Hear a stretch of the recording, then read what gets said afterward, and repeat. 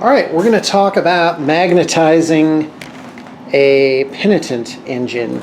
So here's the deal. Every kit for these guys comes with two of these arms. And you may know all this, by the way, but I just want to take a look at some of the logistics of it. So you've got this buzzsaw arm, and then you've got another arm. Let me see if I can find one that has it. You have another arm. Okay, not that one. Yeah, this one. So then you have another arm that looks like this that has an end piece where you can put this flail on it. So, and in the game, of course, you can have anything on the right or left, any combination. So we've got to magnetize the flamers on the top. That's these things here.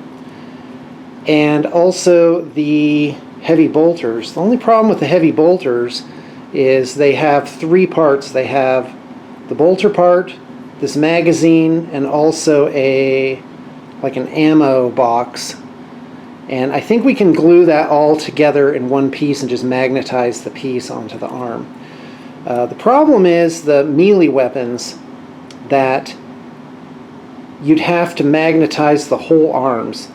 The other thing would be to actually razor saw this wrist off and make a clean cut right here, and then you could put on the flails or the buzzsaw as a separate thing, and then not have to interchange the arms at the shoulder. Quite frankly, I don't know how this piece attaches or how strong of a magnetized point that's going to be.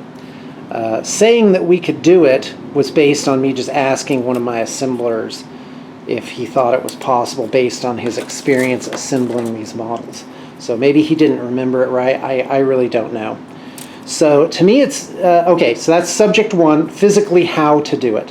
If we can cut this piece right here and just magnetize the flail and the buzzsaw on, then it all works. And we can do that with your existing models too.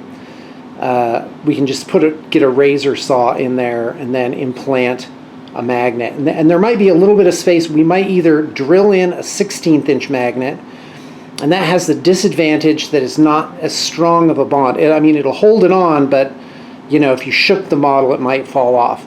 Or we can put on an 1/8 inch magnet, which will obviously stick out and it'll create like a gap.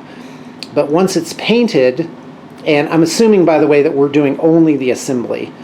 But anyway, once it was painted, it would actually just look like a mechanical wrist joint and would work. And those would hold on really well. So if you don't mind the aesthetic of it, that's how I recommend us going about it. And it'll have to be 16th inch magnets for the guns. They're simply not thick enough to do like these flamers here. This middle part is where you have to put the magnet, and it's very narrow. Now, magnetizing or replacing these things, the front part, that's really not a problem. All right, well that's what I got to say about that. And this is these are the leftover. It's willy-nilly. It's probably got stuff from other projects. Some things may have just gotten lost in the fracas of all the bits that I have out there, but this is what we have to work with. And I also happen to have this one whole kit as well that'll give us a nice suite of extra parts on top of it. All right, that's my input about magnetization. So the thing is, really you should just bring everything, and then we'll do one the best we can, and then I would get back to you. And I would do that in short order. I'm feeling confident for our end date, but you will need to check in about once every 5 days for updates and make sure that it's going smoothly. All right, thank you very much.